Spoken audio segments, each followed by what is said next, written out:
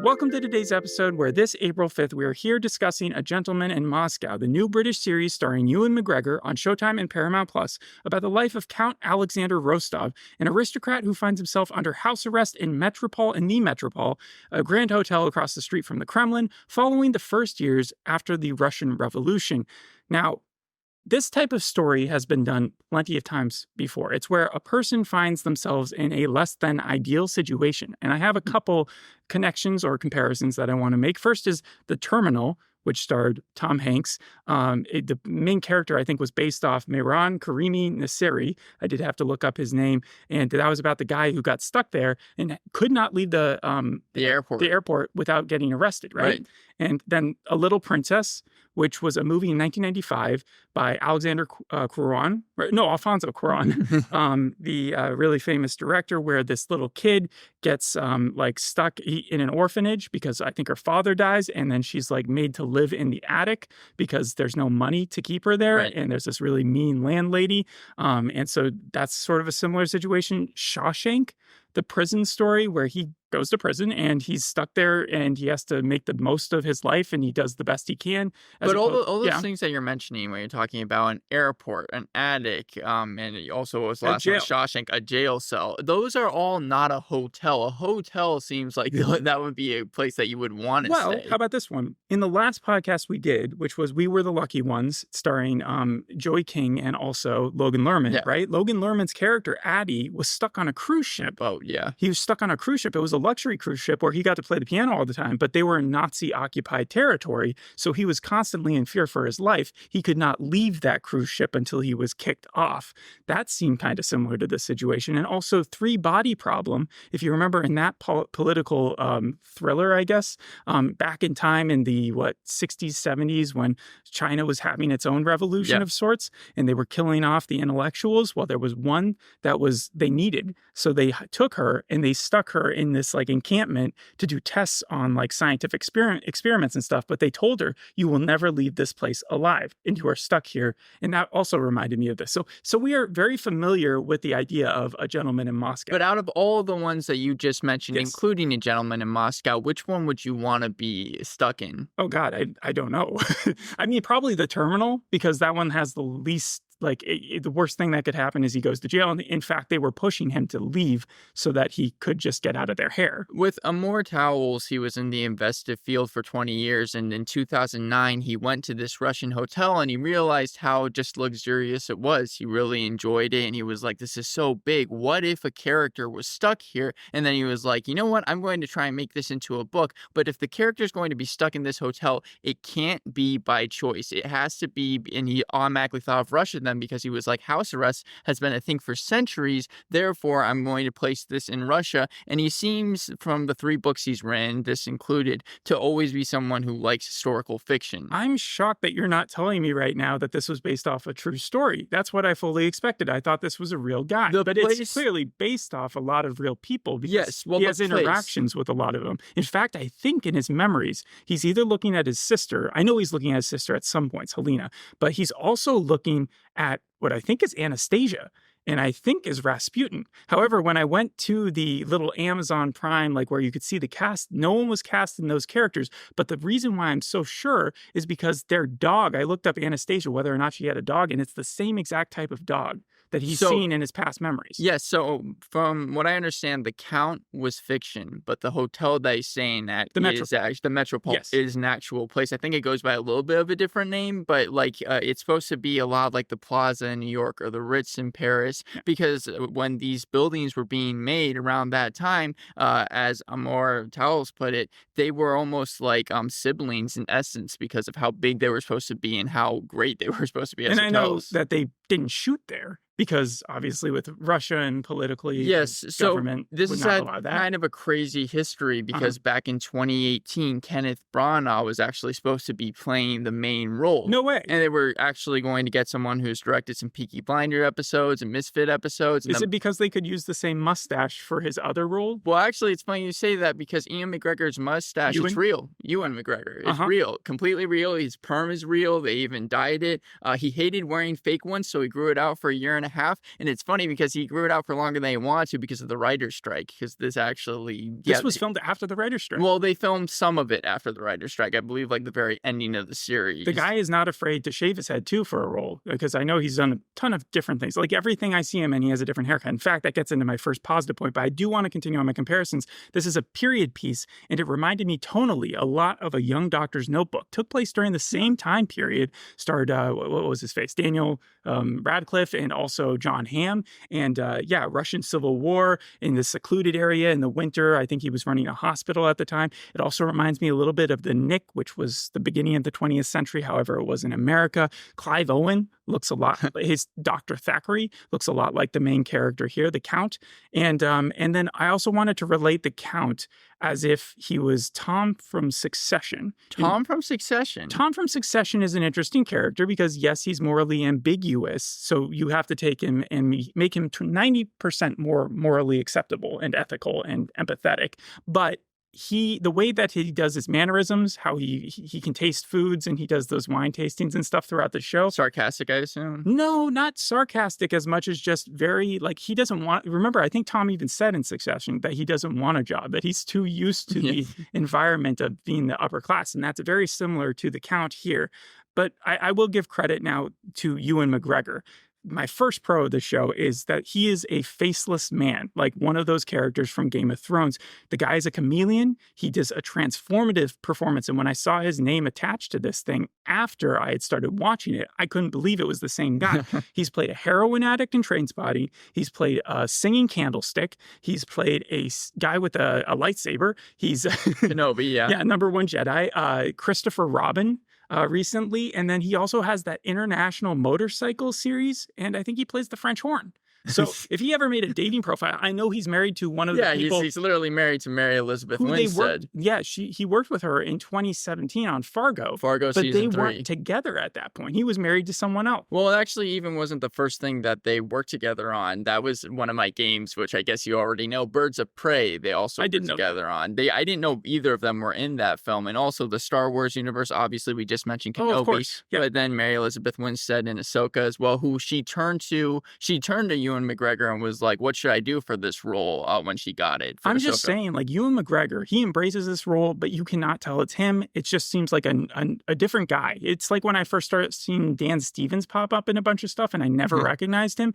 These people are like the opposite of Benedict Cumberbatch or Jeff Goldblum, Nicolas Cage, Angelina Jolie, where you see them in any role and you immediately are taken out of the film because you're like, oh, that's who that is. I get that a lot with Tom Cruise. I wanted to know, just going with some of the comparisons, what about a Grand Budapest Hotel? I know tonally that would be different, but I was thinking the hotel. You don't think Wes Anderson fits in with this at all? That would be a very interesting. I saw some people say that they wish that this was a movie that was directed by Wes Anderson, but given how, like, I guess politically charged the book is, and also just with him being kind of housebound, and it's supposed to be a drama, right? I don't think it would maybe work. At the end of the episode has his friend getting shot in the head. So yes, it's a drama.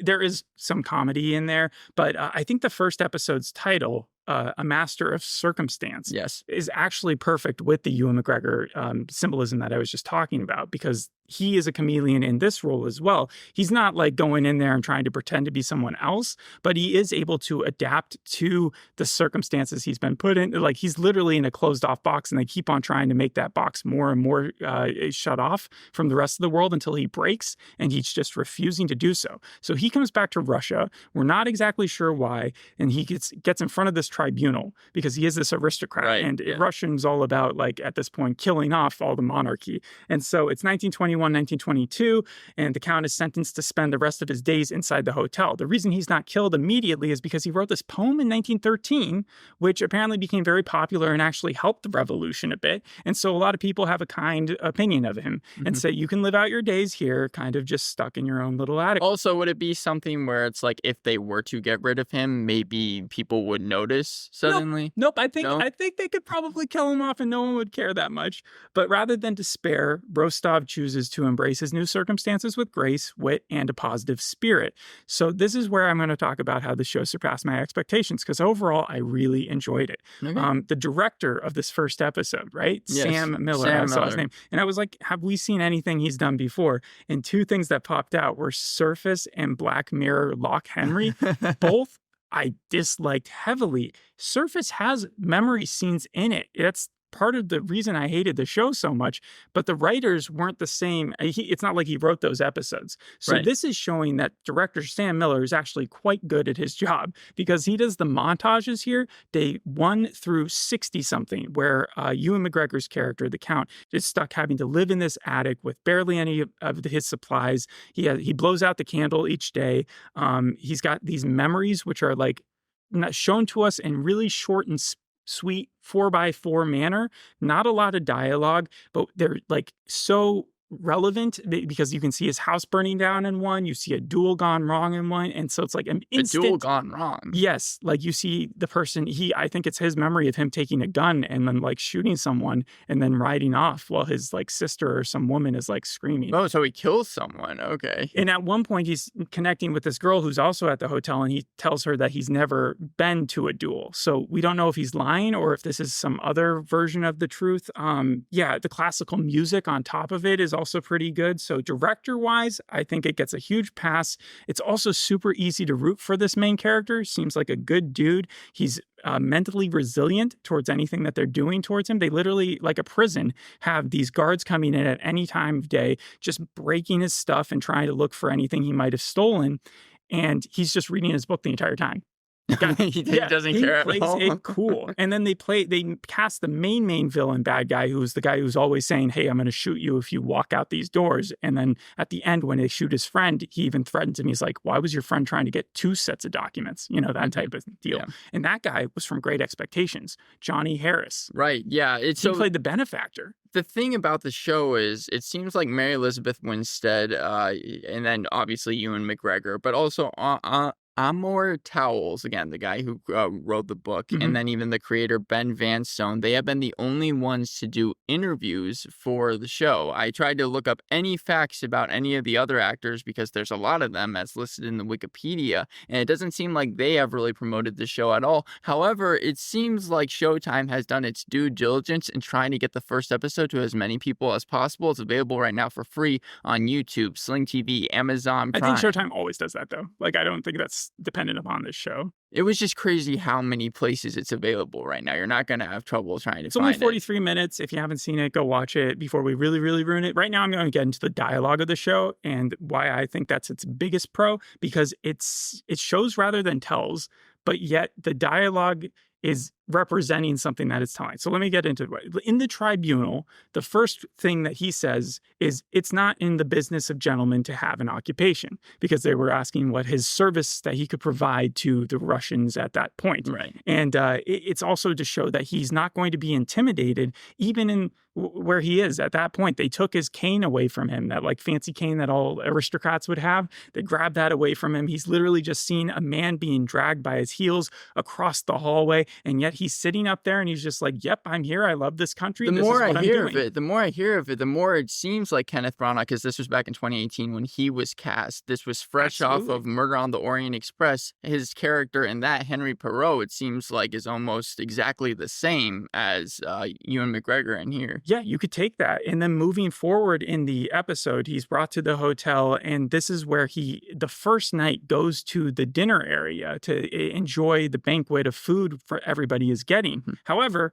Russia, 1921, there was a lot of shortages going on. Yes. They had just had a revolution, so there wasn't a lot of food available. However, a lot of the chefs that were around were used to the old like monarchy coming in, who have a very defined palate. And so they were overjoyed to see that their excellency has returned. And when they bring him his food, he immediately tells that the saltimbaka, which I've never heard of before, it must be a Russian dish, was being served with chicken instead of veal, shaved Ukrainian ham instead of prosciutto, and nettle instead of sage. And he gets a round of applause from the chef.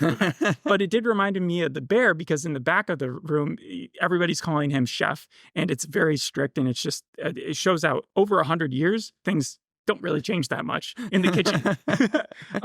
Okay. And then so he attends this dinner in the open, which is also significant because he's showing that he's not going to be shamed by having to take a lower room and why he's not just going to hide away forever and ever and ever.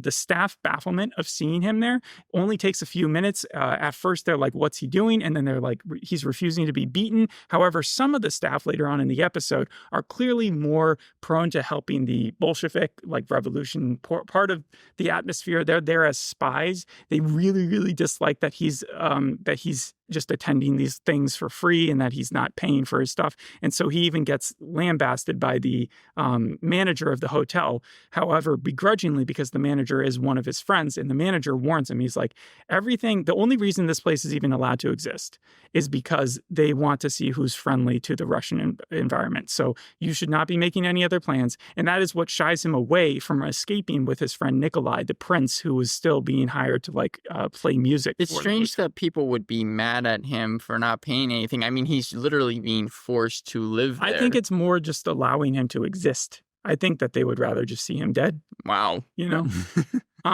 Yeah, so I think the message was clear. The bad guy even says it. Life for you and your kind is over for you in Moscow. And then in the second half of the episode, that's where we get a bit of hope because he does meet Nina, who's this precocious girl whose father is hinted at being one of the higher ups in the government. However, her mom has passed away. She kind of reminds me of Scout from To Kill a Mockingbird because her mom's passed away and she's just so curious and stuff. And they do end up bonding over dead parents, but also just she's really curious about how princesses were in the past. He knows a lot of princesses. He's telling her about how Nikolai used to be a prince. So she is 11, I assume. Yeah, she is. She's 11, and she has a skeleton key, so she's able to take him around all the hotel, which he was aware of some rooms. He even had a secret little stash of coins in one of his desks that he was able to bring with him. It sounds like it's Deus Ex Machina, the fact that she has this coin. Yeah, probably my main negative was that no one would have been spying on him at the time that she was taking him around because she takes him to the bottom guts of the place where you can see the servants still working and feeding their kids. And then she takes him near another door where he literally stares at it for a while, thinking whether or not he should try to make a run for it. But again, he's 200 miles away from Minsk in Belarus, so he never would escape. And so by the end of the episode, he's even telling his friend Nikolai, he's like, man, I've seen your name on a sheet of paper and I know that they're coming after you. You got to get out of here soon. And he's like, right after I played this last song. And so he's playing the last song. Why is he playing the last song? Yeah, I mean, he sort of has to. He's there with the rest of the band. And so they grab his violin in the middle of it, bash it, and then they drag him outside and shoot him in the head. And that's where And the second half's supposed to be more optimistic? Well, we do get a lot of conversation between Nikolai and the Count because he kind of gives us the reason why the Count is there. It partly has to do with the fact that he wants to get his grandmother safely on a ship to England, but also about Helena, which is not to be confused with Helena from Joey King's performance. And it was weird to see two in a row where we have two Helenas, but we don't actually see Helena. I was wondering if maybe that was who Mary Elizabeth Winstead is going to end up playing. She doesn't appear in the first episode, but Anna is who I have Mary Elizabeth Winstead playing. So she doesn't show up in the first episode. Not at all. Not at all. Oh, I'm disappointed to hear that because what happened was Ewan McGregor, after Kenneth Branagh dropped out, I think it was around 2021, he had lunch with one of the executive producers, read a very, very early first draft of the first episode, decided to take it. Then he read the book, and after reading the book, he recommended it to his wife. The wife read the book, and then she said, "Oh, I actually really am interested in playing Anna." And then, of course, when the executive producers heard that, they called it, they were like a total dream. They were so happy about it. Yeah, I mean, I think that the episode worked really well, focused on one character, and ultimately, I'm going to give it an 8 out of 10. I didn't know that Alexander or Sasha was short for Alexander. That was the first time I'd heard that. So I then looked up Sacha Baron Cohen to wonder if his actual name's Alexander, and it's not. But yeah, he seems like a really cool guy worth learning about. So he's stuck in this weird limbo, this purgatory, and now that I know it's not true, they can do whatever they want with him, can't they? Yeah. Yeah. I mean, it has a 6.6 on IMDb, but Ewan McGregor's performance has been highlighted as being the best thing about the series. They say he's a great person to be able to follow, 91%. That's even stated in the consensus for Rotten Tomatoes. But then also you have some people like Variety, though complimenting McGregor's performance, also saying that it would be a great 2-hour feature for a book club that they could take to Saturday matinee. And this one is a show that pads itself out rather than cultivating its ensemble with more substantive issues. And it doesn't really seem like, from what you're talking about, really, it's because the book is supposed to be very political. It's supposed to have a lot of stuff in it that, like, around that time. They're like approaching all the issues though tangentially from him, and so like I think it's more about his like perseverance throughout this entire thing. It is cool. Like he gets this new room with the servants' quarters, and he immediately turns on the faucet of water to try cooking some water, and all this dirty water comes out. Reminds me a lot of his scene from Trainspotting. He's just about to jump in there and start swimming around. No, but he waits for it to clear up, which is very symbolic, and then he just uses that water. So he's not going to get stifled by bullies. One of the reasons was he gives this allegory to Nikolai where he's like, how do you do it? How are you not depressed at this point? And he's like, if I'm depressed, then I would get super depressed. And also, this happened to me when I lost a game of drought or checkers, I think is what it was, back in his like younger years, where he lost and then he got so mad he threw the whole piece up, and it was this bully guy that he lost to, and then his grandma calls him up and says, why did you give that bully the satisfaction? And so I know that's a little preachy, but at the same time the message felt like it fit clearly into this, almost like in Game of Thrones when Tyrion and Jaime were having those conversations that meant so much even though they were about so little. Well, it's interesting that you say that, because the creator for this, Ben Van Stone, he's actually worked on a lot of PBS shows, but also fantasy shows. He's written for The Last Kingdom, Merlin, EastEnders, and so I was interested to see how that corresponded with something like this. I mean, I've given it all the connections and comparisons that I could think of. If you like historical period pieces, you will definitely enjoy this. But even if you don't, I think that the first episode provides enough of a really interesting premise that people should jump aboard it. It's going to be 8 episodes. It's a mini series. One of the few scenes that I did see of the show was when he was in a barber shop, and it seems like he's in the barber shop a couple times. First time, the barber is very happy to see him. He's like, oh my gosh, Your Excellency, I can't wait to actually, I have this first person in front of you, which is very different than the dynamic that was between the two of them before. But just like the Count has learned to do, he's like, oh, absolutely, to take care of that person first. However, the next time he goes in, he had an appointment. And then this other guy was waiting, and the other guy, seeing the Count get superior treatment to him, that's what causes the manager so that's to what happen. actually, because I was wondering, he was acting very hostile towards him. And it was played for laughs, it seemed like. Right? No, because then the guy takes a pair of scissors and he grabs them and he sticks them up to his mustache. I know that sounds ridiculous. He does cut a little bit of his mustache, but I think it's more to just show that this guy does not respect him in the same way. And even one of the waiters is also kind of an asshole in the same manner. Anything else that we have to talk about in this series? No, that's all I have. All right. Thanks for listening. We'll see you in the next episode. Hope you did this one. Bye. Bye.